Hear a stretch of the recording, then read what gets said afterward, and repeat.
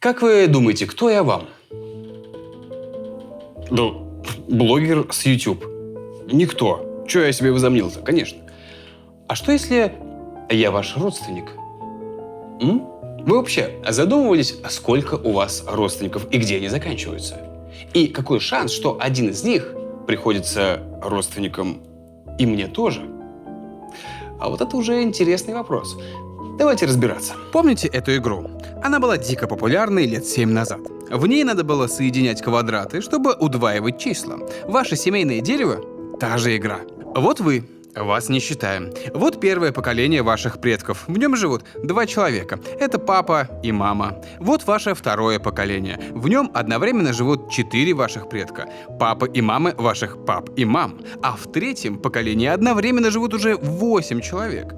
Это бабушки и дедушки ваших родителей и так далее. В каждом поколении всегда вдвое больше. Здесь одновременно живут 16 ваших родственников, а здесь 32. И казалось бы, это может продолжаться до бесконечности, но давайте посмотрим, может ли быть такое в реальности с помощью математики. Вот те самые 16 предков в 4-м поколении, 32 в 5-м поколении. Но мы продолжаем дерево в прошлое и видим, что всего 29 поколений назад, то есть примерно в 1150 году нашей эры, ваших предков было бы уже 537 миллионов. Это в 1,5 раза больше тогдашнего населения Земли. Тогда жили около 340 миллионов людей на всей планете. Продолжаем дальше, до 40-го поколения, с помощью нашей математики и видим, что ваших предков стало бы больше триллиона. И при этом мы помним, что они должны были жить примерно в одно и то же время. Как это возможно?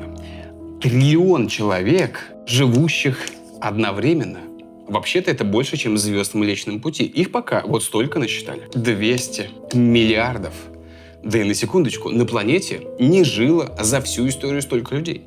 Их жило примерно 100 миллиардов. Но триллион предков — это мы посчитали для времени всего 40 поколений назад. А с момента появления нашего вида прошло где-то 7000 поколений. Поэтому в корне вашего семейного дерева должно быть 2 в степени 7000 человек. Это просто нереально. Это абсурд. Это просто ебаться, как много. Кажется, мы где-то ошиблись. И на самом деле наши семьи устроены гораздо сложнее. Мы с командой погрузились во всю эту семейную Санту-Барбару и поняли, что человечество связано гораздо сильнее, чем вы думаете. Это будет интересный выпуск про то, откуда мы. А сейчас вы узнаете, какой король был вашим предком. Правда ли, что все люди — братья? И когда вам кричат вслед «Эй, брат, это чистая правда». Когда появился самый первый человек? Когда на Земле жили реальные биологические Адам и Ева? И почему они никогда не встречались? Когда эта обезьяна наконец уже станет человеком? И как выглядит общий предок всего живого?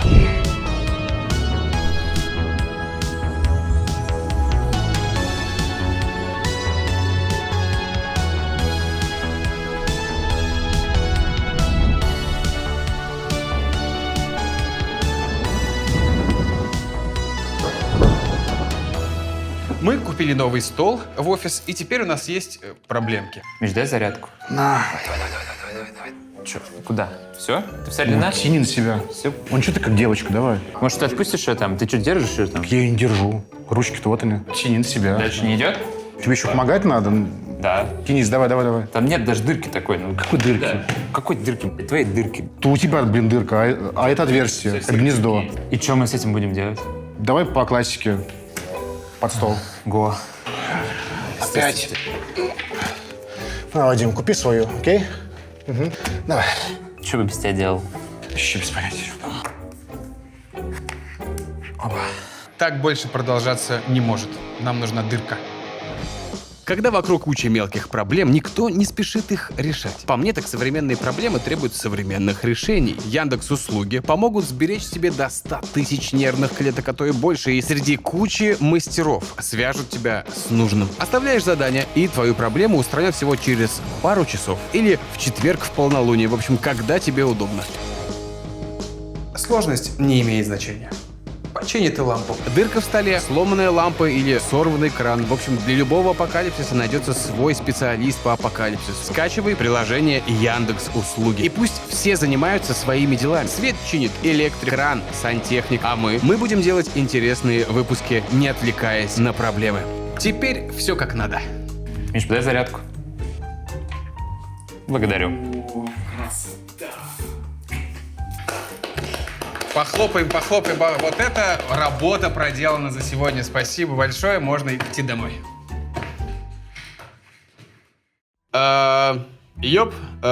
Ян. Итак, мы поняли, что у каждого из нас не может быть 2 в степени 7000 предков. И если бы это было так, то куда бы ни копни, в Земле лежали бы мертвецы.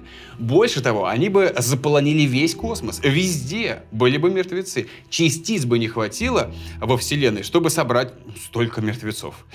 Так где же мы ошиблись? Мы ошиблись, решив, что один человек может занимать лишь одно место в этом дереве. Но это не так. Догадались уже, в чем дело? Да, то самое слово, которое так сложно произносить, да, при ком-нибудь, и в целом даже внутри себя как-то неудобно становится. Инцест. Угу. Или кровосмешение между родственниками, близкими или двоюродными, неважно. Все общества, еще даже до цивилизации, осуждали это, но продолжали этим заниматься. Так выглядит идеальное семейное дерево. 14 предков в 3 поколениях. А вот дерево, если семью создают двоюродные брат и сестра. Предков уже на 2 меньше. Из-за того, что родители имеют общую бабушку с дедушкой. Даже такие гении, как Эйнштейн и Дарвин, женились на двоюродных сестрах. Инцест. Серьезное обвинение. А доказательства у вас есть? Конечно, есть. У королей. У них все ходы, то есть все родословные, были записаны в виде вот таких огромных манускриптов. Из них мы узнали самые трэшовые случаи инцеста в стиле «Игры престолов» с испанским королем Карлом II. У него такое лицо не потому, что он что-то там за губу себе засунул. У него такое лицо по жизни было. В 5 поколениях до него спали друг с другом дяди, племянницы, двоюродные сестры, троюродные братья, все подряд, и от всего этого родились дети. Но природа не любит близкородственных детей. В них накапливаются плохие гены, поэтому Карл родился с кучей дефектов, вроде эпилепсии, мягких костей и знаменитой уродливой челюсти. Антропологи посчитали, что 80% всех браков в истории были заключены между троюродными братьями и сестрами. Или еще более близкими родственниками. 80%. Это охуеть. Но почему? Почему люди осознанно спали со своими братьями и сестрами?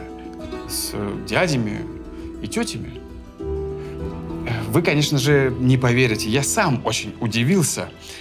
Но все потому, что у них не было велосипедов. Пешком далеко от своей деревни не уедешь, а коня не каждый может себе позволить. Вот и пёхали своих кузин. И еще раз, это не шутка. Исследование показало, что число браков между родственниками в Великобритании реально снизилось, когда все купили себе велосипед. Похожая история происходила на островах и в отдаленных поселениях. Пока люди там не начали ездить или плавать в цивилизацию, жен приходилось искать среди родни у себя под боком. Подобных грязных секретиков в своих семьях мы вряд ли узнаем, потому что, родословная дальше прадеда уже теряется. Кто там был, вообще непонятно. Как узнать, как выглядел этот человек, или как его звали? Или все-таки можно? Чем дальше мы уходим в прошлое, исследуя нашу родословную, тем больше предков там становится. Мы помним, да? 2, 4, 8, 16 и так далее. И чем больше предков, тем больше связей от них уходит в прошлое. И выше шанс, что ваше семейное дерево может пересечься, например, с моим. Где-то у нас, вот на этом этапе, могут быть общие предки. Это похоже на густой лес. Если подниматься вверх, у дерева будет все больше веток, и в какой-то момент они сплетутся с ветками соседнего дерева. А вот компьютерная модель предков для 2 случайных людей. Как-то очень запутанно, что ли. Сейчас поясню. Вот 2 человека, живущих в регионе с населением 100 тысяч человек. Отслеживаем их семейные деревья в прошлое, и уже через 9 поколений находим у них 5 общих предков. А еще через 5 поколений общих предков становится больше 3000. А что насчет реальных популяций, не компьютерных? Математическая модель показывает, что семейные деревья всех европейцев сплетаются в сплошные заросли на отметке 1000 год нашей эры. Это примерно 30-32 поколения назад. Сплошные заросли — это означает, что все жители Европы, которые оставили здоровое потомство вот на этой отметке, становятся общими предками для всех современных европейцев. Выходит, что все люди с европейскими корнями, то есть русские, немцы, французы и все американцы, те, что потомки переселенцев после колонизации, связаны родством со всеми королевскими династиями Европы до 1000 года. Габсбургов, Рюриковичей, Каролингов и других. Можете теперь официально бычить в стиле «Да ты знаешь, кто мой предок?» Ща. Он дом в руке держал. Это Карл Великий, если что. У нас здесь написано «если что». Слово «король» происходит от его имени, если что. Азиаты, не расстраивайтесь. У вас по этой же математической модели тоже в роду найдутся и китайские императоры, и персидские правители, и остальные люди в смешных шапках. Но это только Европа и Азия. А что, если мы копнем глубже и попытаемся найти общего предка для всего мира? Он, скорее всего, есть. Математика говорит, что для каждого из нас, для меня, тебя и эскимоса, есть один пра-пра-пра-пра-пра-пра, еще 90 раз прадед. Он является нашим общим предком, который жил 3500 лет назад. Напомню, про все это мы узнали с помощью математической модели. Все ссылки я оставлю в источниках. Конечно, эта модель не учитывает племена вроде сентинельцев или аборигенов Амазонии. Они вам гораздо более дальние родственники. Мы сейчас говорили про общего предка для народов, контактирующих с остальной цивилизацией. Получается, что каждый из нас друг другу как минимум стоюрный брат или сестра. И с кем бы ты ни заводил отношения, то это получается, своего рода инцест. Да, гомеопатический. Много раз разбавленный. Ждите от меня открытку на ДР. А значит ли это, что внутри каждого из нас есть общие гены от этого предка? Вот здесь есть небольшая сложность. Изобразим все гены в цепочке ДНК в виде квадрата, для простоты. Так вот, вы получаете свою ДНК пополам от мамы и от папы. Вот столько генов вам достается от одного родителя, от дедушки четверть генов, от прадедушки 1/8 и так далее, все меньше и меньше. Продолжайте делить на 2, и через 35 поколений дойдете до предка, от которого вам не досталось даже одной буквы из его ДНК. Вы можете быть потомком монгольского хана или африканского шамана. Это может быть записано в вашей родословной и заверено нотариусом, но при этом в ядрах ваших клеток уже нет достаточно генов от этих предков, чтобы доказать родство. И вообще вы выглядите как белый европеец, например. Но не все потеряно. И есть один способ найти наших отца и мать. Наших Адама и Еву. Да, они были чернокожими. Вот только чтобы их найти, нужно смотреть не на гены, которые перемешиваются как колоды карт, а на что-то более постоянное. Вы, например, знали, что в каждой нашей клетке, кроме цепочки ДНК, привычной цепочки нашей ДНК, есть еще одна ДНК, которая гораздо более древняя, чем сам человек.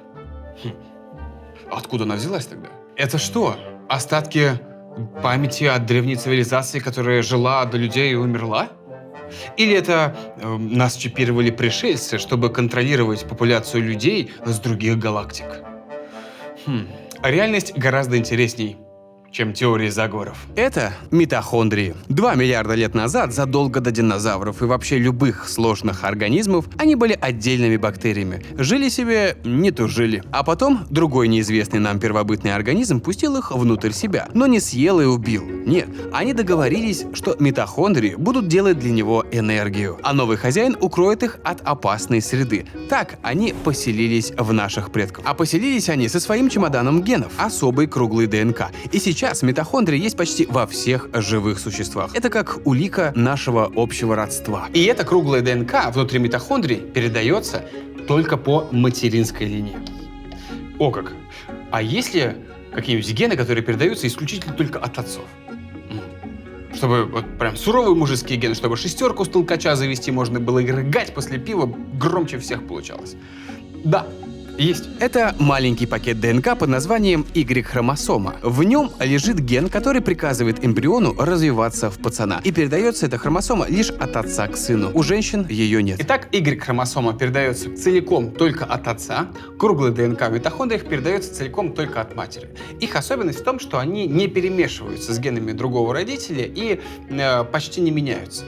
В них копятся случайные мутации по одной раз в несколько тысяч лет. Эта особенность изменяться вот совсем чуть-чуть и с большими интервалами времени, нам известными какими-то, позволяет нам отмотать время назад и понять, как расселялись древние люди по нашей планете. Увидев, что у африканского племени на юге 5 конкретных мутаций, а у племени на севере те же 5 мутаций плюс одна новая, мы понимаем, что северное племя основали выходцы из южного, которые переселились поближе к экватору. Ученые взяли ДНК у разных народов на всех континентах и построили дорожки мутаций для всего человечества. Мы, как по навигатору, видим маршруты, по которым древние люди заселяли планету. Такая вот огромная карта получилась. Смотрите, вот как первые славяне появились в Европе. Люди сюда мигрировали через Ближний Восток. А вот как казахи оказались в Азии. Их предки вообще все берега Азии обогнули, а потом зашли туда, где в будущем появится Казахстан.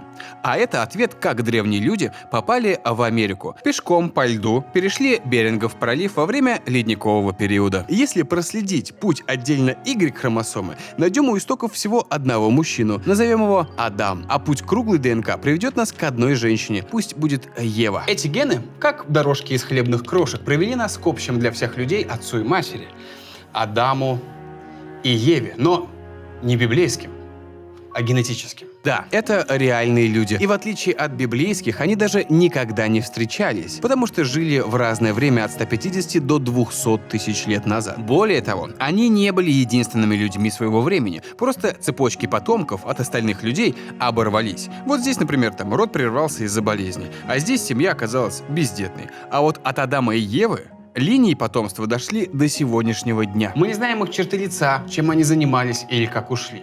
Скорее всего, мы не признаем даже их останки, если найдем. Но мы знаем точно, что у каждого из них были дети. Только представьте, это настоящие живые особи, когда-то были мужского и женского пола, которые когда-то оставили гены. И эти гены сейчас абсолютно в каждом из нас, абсолютно в каждом человеке на планете и еще в 6-7 на ее орбите. Они — это нулевые точки, откуда можно проследить историю всего человечества. И удивляет то, что это можно сделать с помощью улик внутри нас. Но можем ли мы копнуть в прошлое еще глубже и разыскать самого первого человека, который похож на нас с вами, и узнать, так ли он выглядел или как-то иначе? Давайте попробуем.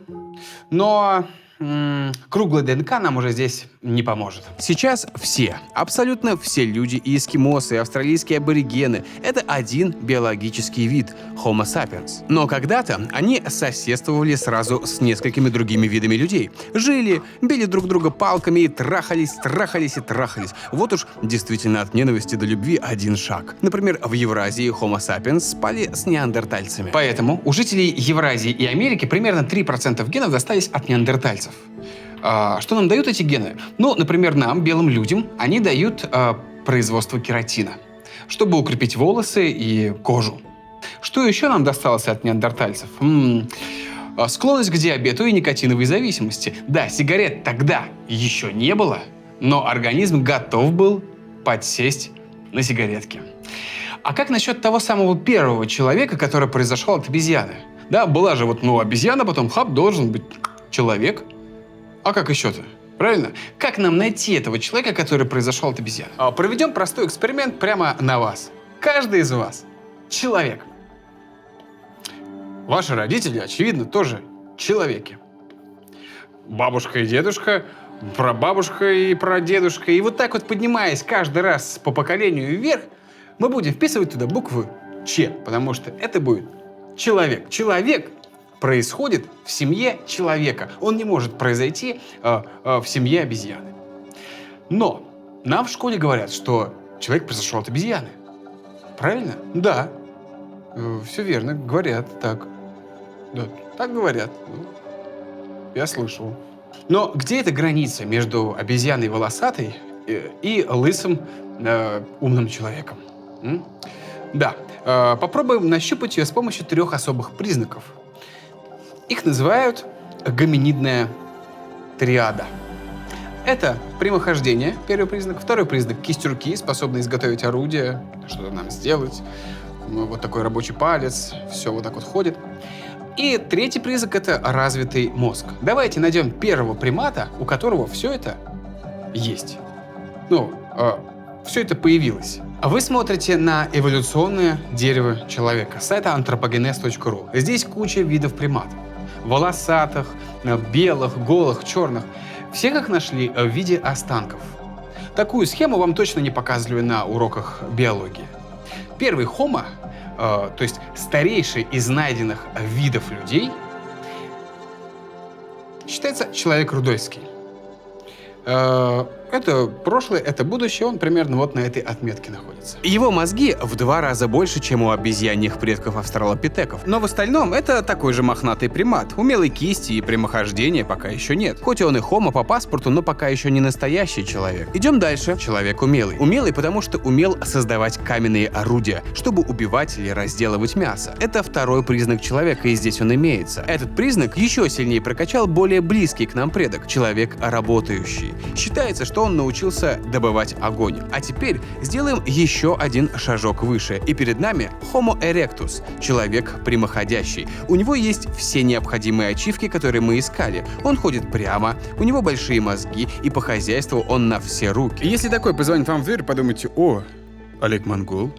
А откуда он знает, где я живу? И вот где-то на этом отрезке между человеком умелым и человеком прямоходящим, то есть от 1,5 до 2 миллионов лет назад, появились все 3 признака настоящего человека. А что насчет той самой особи, которая уже не зверь, а человек? Ее не было. Ее как бы размазало вот на этом отрезке. Настолько плавно работает эволюция. Похоже на парадокс Тесея. Если у объекта менять по одной детали, непонятно, в какой момент он перестанет быть оригинальным, то есть обезьяной, и превратится в новый, то есть в человека. Сделайте стоп-кадр на любом моменте этой анимации и можете называть его портретом одного из первых людей в истории. Да, красота. Человек на верхушке эволюции, а все остальные человекообразные обезьяны его догоняют. Так что же получается, что дай им время, и обезьяны тоже станут людьми совсем скоро? Эта схема как раз и поможет нам ответить на вопрос противников эволюции, самый популярный: почему обезьяны сейчас не превращаются в людей? Чтобы на это ответить, нам нужно вернуться на 15 миллионов лет назад. Вот сюда. Тогда жил проконсул, ближайший предок людей и всех обезьян Азии и Африки. Там, где джунгли погибали из-за смены климата, проконсулам пришлось слезть с деревьев, и они в итоге превратились в нас. А те проконсулы, которым ничего не угрожало, остались на ветках и эволюционировали в современных обезьян. Понимаете? Вот ветка, которая привела к нам, а вот ветки, ведущие к знакомым вам гориллам и обезьянам. Все современные, шимпанзе, все современные обезьяны — это не наши предки. Это что-то вроде многоюрных братьев и сестер. У нас с ними есть общий предок. Один, он находится очень много миллионов лет назад вот здесь, проконсул. Понимаете, наши ветки разошлись в какой-то момент. Они пошли по своему пути, мы пошли по своему. Они никогда не превратятся в людей. Поэтому прошу вас, не следите за обезьянами в зоопарках. Они не превратятся в людей, даже если наденете на них штаны и заставите их трудиться. Климат их полностью устраивает, и ничто не заставит их спуститься с дерева, ходить прямо и увеличивать мозг, чтобы брать микрокредиты без паспорта. С приматами мы разобрались, нашли с ними общего предка. И если вы думаете, что на этом наши кузены с животными заканчиваются, то подумайте еще раз. А пока я возьму бананы, динозавров, милейшую квоку, рыбу-цаплю, каплю и чумную бактерию. И спрошу вас, как вы думаете, кто из них наш родственник, а кто не имеет к нам никакого отношения? Подумайте. Все, хватит. Для того, чтобы это выяснить, мы будем делать то, что любим.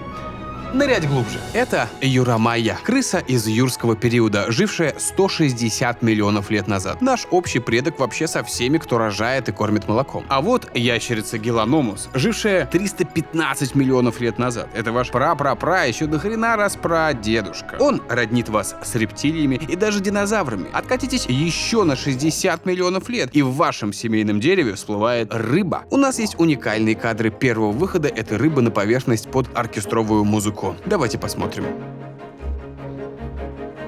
Это существо Тиктаалик первым переехало на сушу и роднит вас со всеми наземными животными. И даже с кораллами и морскими губками найдется общий родственник. Это Хоана флагеллат. Звучит как эокулят. Да, и двигался он так же шустро, как сперматозоид. Это одноклеточный предок всех животных, появившихся почти миллиард лет назад. Сейчас вы смотрите на его современную версию, которая не сильно изменилась с тех пор. Чем глубже в прошлое, тем меньше наши общие предки похожи на нас. Но это внешне. А что насчет генов? Как вы думаете, сколько общих генов между вами и вот этим червяком? 5%, наверное. Ну, 1%. Нормально. 70% общего генома между вами и вот этим морским пенисом. Вот головка. Это выворачивает мне мозг, насколько мы все связаны. Окей, до общего предка всех животных, тех, что прыгают, бегают, охотятся, готовят еду, мы добрались. Но это еще не вся жизнь. Что насчет растений, грибов или чумной бактерии? Перед вами полное эволюционное дерево или дерево жизни. Если у вида меняются гены, когда он адаптируется к климату или с кем-то конкурирует, от него отходит новая ветка. Мы тоже часть дерева. Здесь, в самом конце. Это клевая штука, сервис Tree of Life, с которым можно поиграться. Зайдите, ссылка будет в описании. Выбирайте там любой вид существ, и сайт высчитывает вам, сколько юрный брат вам это существо. Или другое. Например, вот ваш общий предок с птичкой, а сама птичка вам получается 139-миллионная юрдная сестра. Ого. А вот насколько далекий вам родственник сосна. Приходится вам почти 3-миллиардной юрдной сестрой. Что? Сосна? Сосна нам родственник? Да, и плесень вам тоже родственник. У всего живого на Земле есть один общий предок. И находится он в сумрачной зоне, там, где ученые уже не уверены, кто там вообще, от кого произошел, неясно. У корня дерева жизни сходятся 3 огромных ствола. Бактерии, археи, они похожи на бактерии, но по-другому питаются. И, наконец, самый широкий ствол – ядерные организмы. Нет, они не жрут уран, просто у них в клетках есть ядро. И все они произошли от одного существа. Кто он, предок всего живого, и как выглядел? Ученые прозвали его Лука, как Last Universal Common Ancestor, последний универсальный общий предок. С его портретом есть кое-какие проблемы. Лука состоял всего лишь из одной клетки или даже чего-то там попроще. И его останки просто не сохранились. В сложных организмах его тоже не найти. Гены в сложных организмах, его гены, тоже не найти, потому что они просто потерялись по ходу эволюции. Поэтому ученые перебрали ДНК разных археев и бактерий и выбирали лишь те гены, которые могли достаться от предков. И бинго! Нашли всего 355 общих генов среди бактерий и археев. Наследство от самого далекого и древнего родственника. И вот, что рассказали нам эти гены. Лука питался водородом, азотом, углекислым газом и металлами. Все это выдавало ему энергию. Кислородом он не дышал. Вокруг него было много серы. И еще он вырабатывал фермент, который защищал его ДНК от высоких температур. По этим уликам мы отследили место, где жил Лука, и откуда пошла вся родословная всех живых существ на планете. Готовы узнать? Гидротермальные источники, или, как их еще называют, черные курильщики. Здесь химия и тепло прорываются из коры в океан. В этих адских местах уже нашли живых микробов-экстремалов, которые очень похожи на Луку. И, похоже, недалеко ушли от него в развитии. Это и есть колыбель жизни.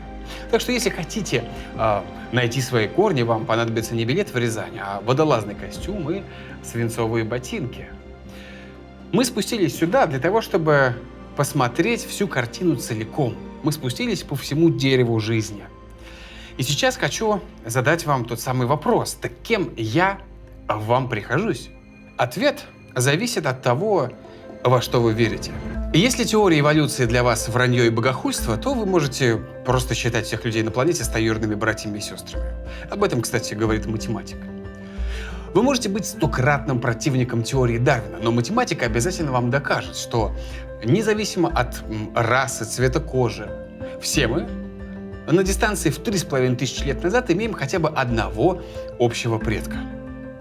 Но если вы готовы смотреть на мир шире, скажем так, с нестандартных углов, то ловите другую теорию. Она говорит, что именно гены родственники друг другу. А мы, люди, кошки, мох на дереве и прочие живые существа, просто инструменты, которые позволяют кучкам генов заводить потомство в виде новых геномов и перемещаться по планете. То есть получается, что информация в ДНК, которая является набор букв, нашла возможность размножаться, как если бы двоичный код с помощью эволюции развил бы там компьютеры и флешки, чтобы передавать себя и изменять себя в разных программах. Такой взгляд на жизнь отрезвляет. Немного дает пищи для размышления, правда? Мы всего лишь корабли с генами. А все эволюционное дерево, все наши родословные — это лишь их путешествие со множеством пересадок.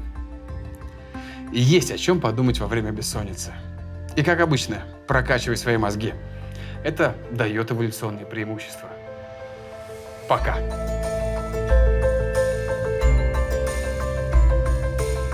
Вы понимаете, да, наши гены в лице моих генов только что рассказали вашим генам, кто они такие, и раскрыли секреты. Теперь ваши гены будут думать: о, нас задианонили. Задианонили, да, это называется, да.